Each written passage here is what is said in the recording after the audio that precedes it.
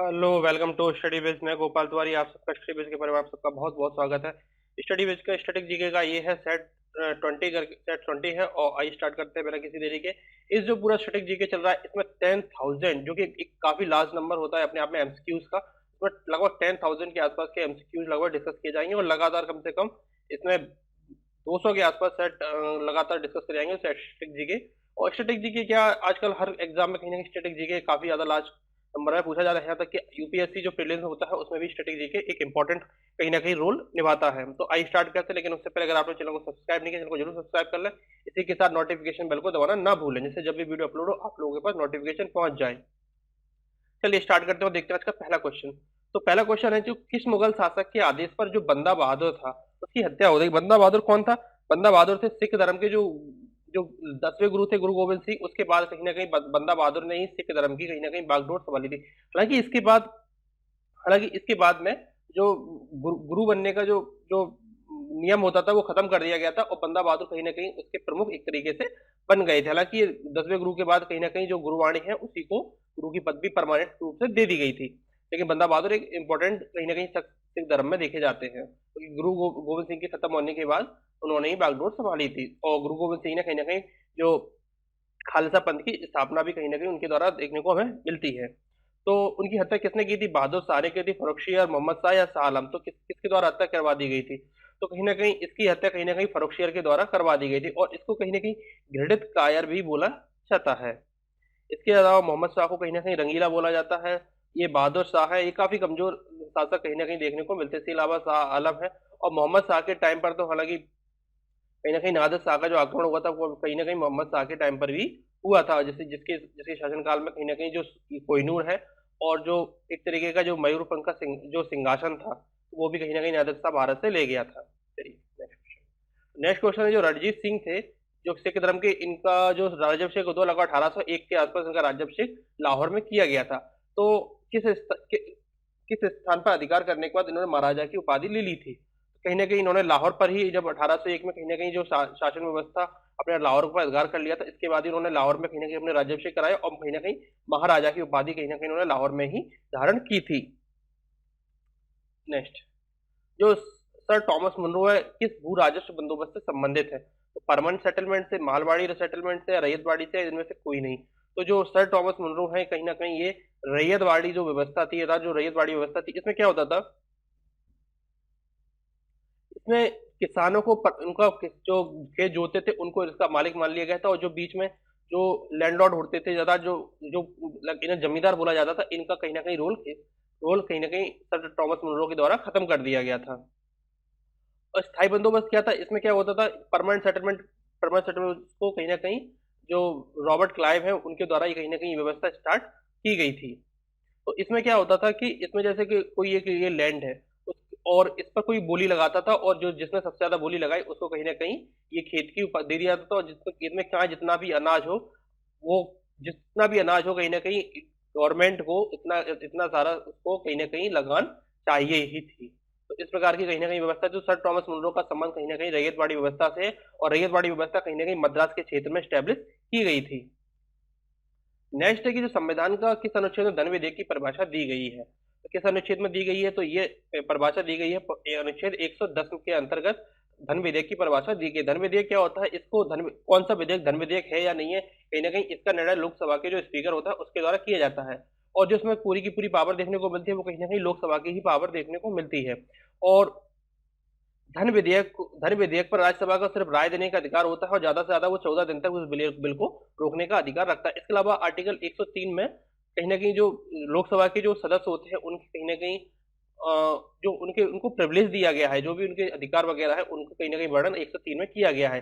इसके अलावा आर्टिकल 124 में कहीं ना कहीं सुप्रीम कोर्ट के बारे में बताता है कि भारत का एक सुप्रीम कोर्ट होगा, उसके शक्तियां वगैरह आर्टिकल 124 से स्टार्ट होती है। इसके अलावा 109 में के धन विधेयक में क्या क्या नियम है, क्या क्या सब कुछ आर्टिकल 109 में दिया गया हुआ है। तो परिभाषा इसमें है लेकिन नियम 109 में है। चलिए, तो जो मौलिक अधिकार संविधान के किस भाग में बढ़े थे? मौलिक अधिकार को तो जो कि कहीं ना कहीं मौलिक अधिकारों की तो प्रवृत्ति नेगेटिव है। अगर क्वेश्चन आ जाए कि मौलिक अधिकारों की प्रवृत्ति कैसी है, पॉजिटिव है नेगेटिव है, तो नहीं, मौलिक अधिकारों की प्रवृत्ति कहीं ना कहीं नेगेटिव देखने को मिलती है, क्योंकि ये सरकार के कहीं ना कहीं खिलाफ है। सरकार नहीं चाहती कि मौलिक अधिकार ज्यादा से ज्यादा लोगों के पास हो। कहीं ना कहीं या तो वो कंट्रोल्ड हो, क्योंकि सरकार कहीं ना कहीं लोगों की जिंदगियों में कहीं ना कहीं काफी ज्यादा दखल इस प्रकार से देती है, तो वो कहीं चाहती कि मौलिक अधिकार हो। तो कहीं ना कहीं जो संविधान निर्माता थे उन्होंने मौलिक अधिकार को इस तरीके से रखा है। और जो पेशवानंद भारती केस आया, गोलक गोलक गोलकनाथ जो केस है, पंजाब वर्सेस गोलकनाथ केस है, उसके द्वारा कहीं ना कहीं मौलिक अधिकारों को इस प्रकार से वर्णित किया गया है कि इनमें जो भी जो जो मौलिक अधिकार दिए गए हैं, उनको उनका जो मूल भावना है उसको कहीं ना कहीं कोई भी बदल नहीं सकता है। तो मौलिक अधिकारों के इसमें भाग 3 में इनको वर्णित किया गया है। अब भाग 2 में क्या है, तो भाग 2 में कहीं ना कहीं सिटीजन से लेकर के जो इशू है, जैसे अभी सीए का इशू चल रहा है, तो वो कहीं ना कहीं भाग 2 से ही रिलेटेड है। इसके अलावा भाग 4 में कहीं ना कहीं जो राज्य के जो नीति निर्देशक तत्व हैं, तो डीपीएसपी जिन्हें बोलते हैं, इंग्लिश में डीपीएसपी बोला जाता है, तो वो कहीं ना कहीं इसी में देखने को मिलते हैं। इसके बाद जो भाग 6 है, भाग 6 में कहीं ना कहीं जो राज्य की व्यवस्थाएं हैं, जैसे जो स्टेट की व्यवस्थाएं होती है, कहीं ना कहीं भाग 6 में देखा गया, जैसे मुख्यमंत्री होते हैं, राज्यपाल होते हैं, तो इन सबको कहीं ना कहीं भाग 6 में देखने को मिलते हैं। और भाग 5 में कहीं ना कहीं जो केंद्र की व्यवस्था है उनको देखा गया है। भाग 5 जैसे सुप्रीम कोर्ट हो गया, भाग 5 में सुप्रीम कोर्ट का बड़ा देखा गया है। तो इसका आंसर हो जाएगा भाग 3। नेक्स्ट, तो किस देश में दोहरी नागरिकता का सिद्धांत कहीं ना कहीं स्वीकार किया गया है? तो भारत है, कनाडा है, ऑस्ट्रेलिया, यूएसए। तो किस देश में दोहरी नागरिकता का सिद्धांत है, तो किस देश में है? तो आंसर देख लेते, तो इसका आंसर हो जाएगा यूएसए। यूएसए में क्या होता है, एक तो सेंट्रल मतलब जो एक तो अमेरिका की नागरिकता होती है, और एक जिस स्टेट में कहीं ना कहीं जो नागरिक रह रहा है उस स्टेट की भी नागरिकता देखने को मिलती है, जबकि जबकि भारत, कनाडा या ऑस्ट्रेलिया में कहीं ना कहीं सिंगल सिटीजनशिप देखने को मिलती है। भारत की जैसे जैसे पहले कहीं ना कहीं डुअल सिटीजनशिप भी देखने को मिलती थी, कि कश्मीर की और भारत की तो डुअल सिटीजनशिप होती थी, लेकिन आर्टिकल 370 खत्म करने के बाद कहीं ना कहीं सिटीजनशिप खत्म हो चुकी है। जो भारतीय संविधान में जो अस्पृश्यता है ना, छुआछूत है, उसका उन्मूलन संबंधित कौन सा अनुच्छेद है? तो आर्टिकल 15 है, 16 है, 17, 18 है।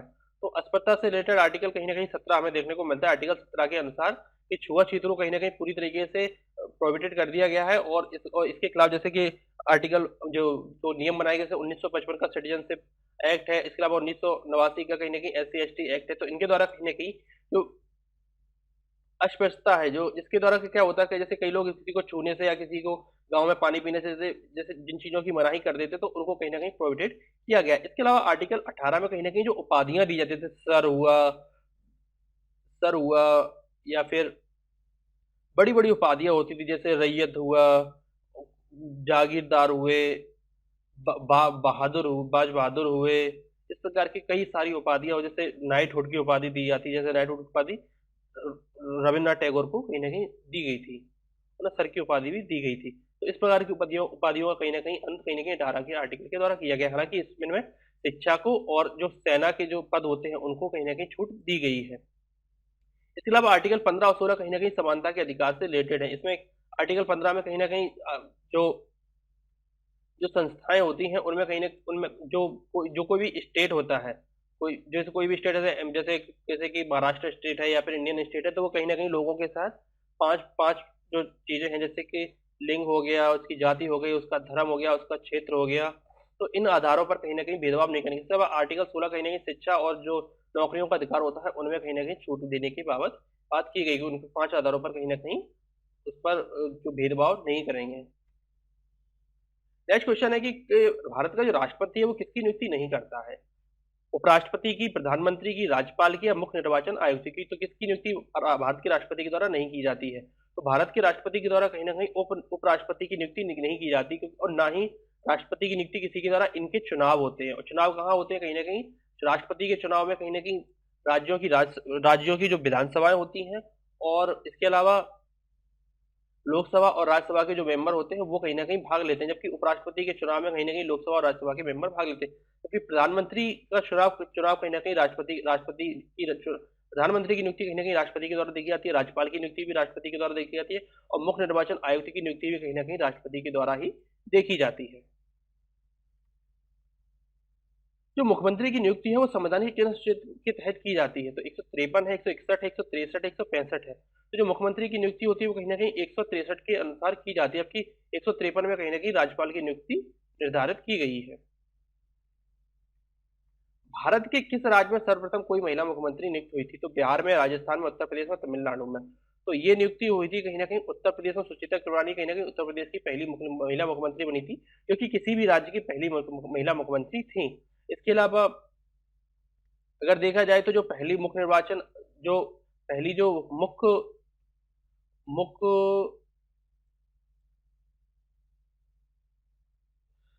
सुप्रीम कोर्ट की जो पहली महिला जज बनी थी वो कहीं ना कहीं फातिमा साहिब बीवी बनी थी, जो पहली कहीं ना कहीं सुप्रीम कोर्ट की पहली महिला जज देखने को मिलती है। इसके अलावा जो हाई कोर्ट की अगर कोई पहली महिला जज आ जाए तो वो कहीं ना कहीं लीला सेठ देखने को मिलती है, क्योंकि हिमाचल प्रदेश की भारत के किसी भी राज्य की पहली महिला कहीं ना कहीं जज देखने को मिलती है। जो प्रथम क्षेत्रीय ग्रामीण बैंक हुआ था तो उसकी स्थापना कब हुई थी? 70 में, 76 में, 74 में, 75 में?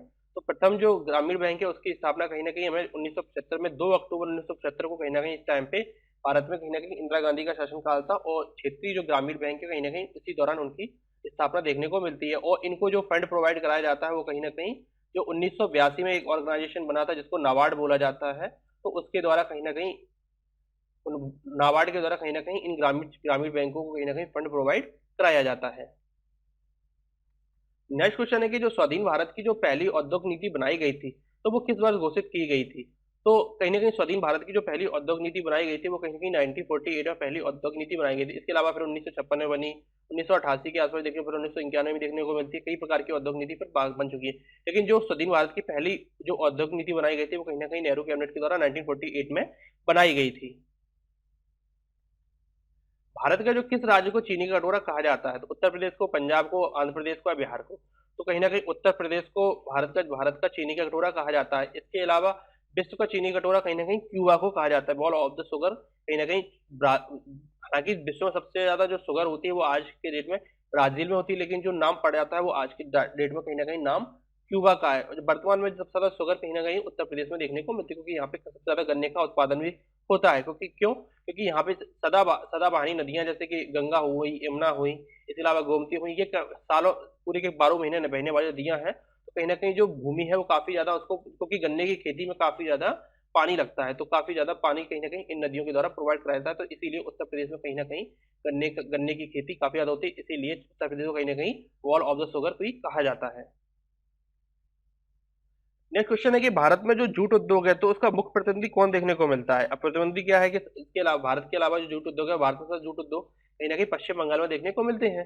तो कहीं ना कहीं बंगाल का क्षेत्र जो होगा, तो इसीलिए कहीं ना कहीं जो बंगाल का क्षेत्र है, क्योंकि गंगा और जो ब्रह्मपुत्र का रीजन है वहाँ पे काफी ज्यादा जूट हमें देखने को मिलता है। तो कहीं ना कहीं विश्व में सबसे ज्यादा जूट भी कहीं ना कहीं बांग्लादेश में ही देखने को मिलता है। इसके बाद कहीं ना कहीं भारत का स्थान देखने को मिलता है, और भारत में सबसे ज्यादा कहीं ना कहीं पश्चिम बंगाल में जूट का जो उत्पादन होता है वो कहीं ना कहीं पश्चिम बंगाल में सबसे ज्यादा होता है, और विश्व में Bangladesh. The future of India के लेखक कौन है? बिमल जालान, दीपक चोपड़ा, अमिताभ घोष और एन के सिंह। ये सभी कभी कहीं ना कहीं बहुत बड़े बड़े राइटर रहे हैं।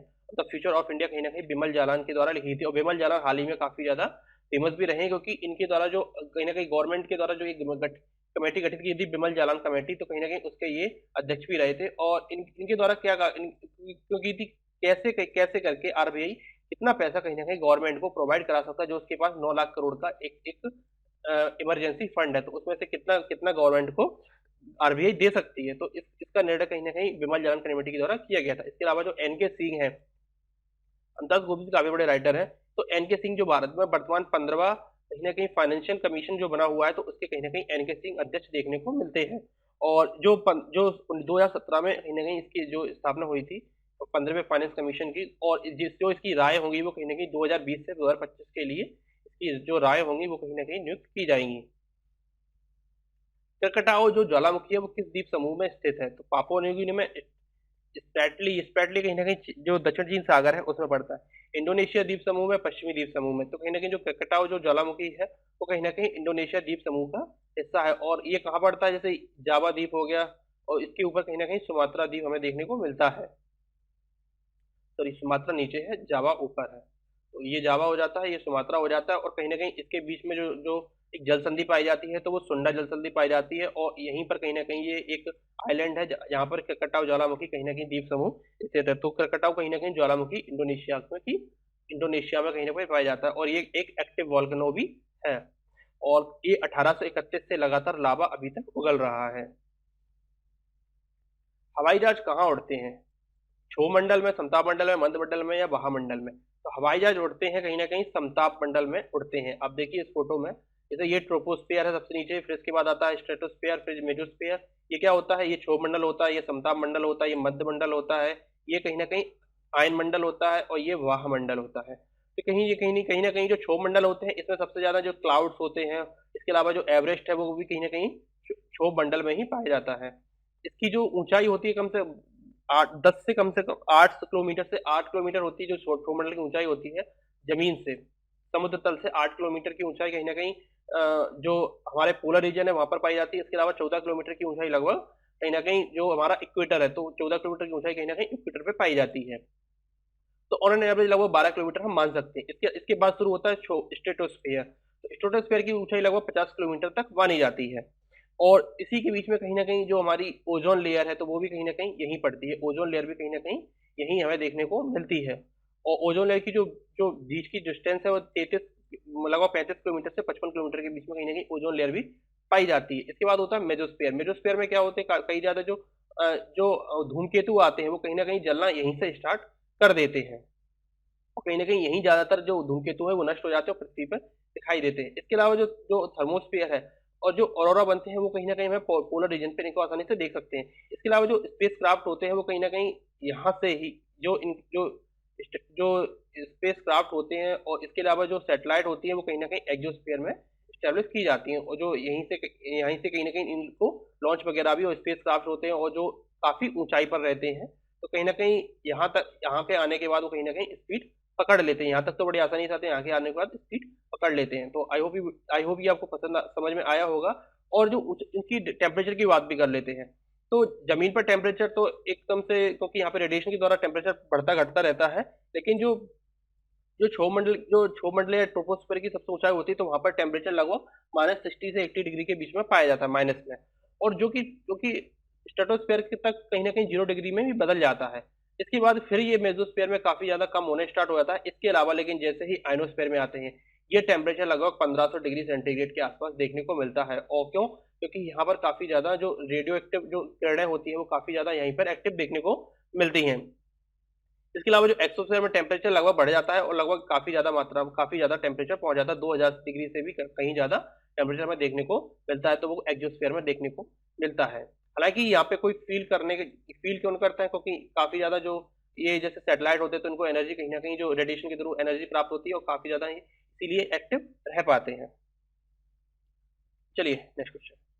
जो फ्रंटल वर्षा होती है वो किस कारण से होती है, तो संवहनीय धाराओं का कारण से, समुद्री हवाओं के कारण से, चक्रवाती गतिविधि कारण, या पर्वतों से वाष्पित जल का संग्रहण होता है इसलिए। तो जो फ्रंटल वर्षा होती है वो कहीं ना कहीं चक्रवाती गतिविधि के कारण होती है। अब चक्रवाती गतिविधि क्या होती है, जैसे सपोज करिए ये एक क्षेत्र है, यहाँ पे काफी ज्यादा लो प्रेशर बना हुआ है, तो इसको कवर करने के लिए चारों तरफ से तेजी से हवाएं आएंगी। तो जैसे ही आएंगी तो आपस में ये घूम जाएंगी, इस तरीके से घूम जाएंगी और एक एक चक्रवात की स्थिति बन जाएगी।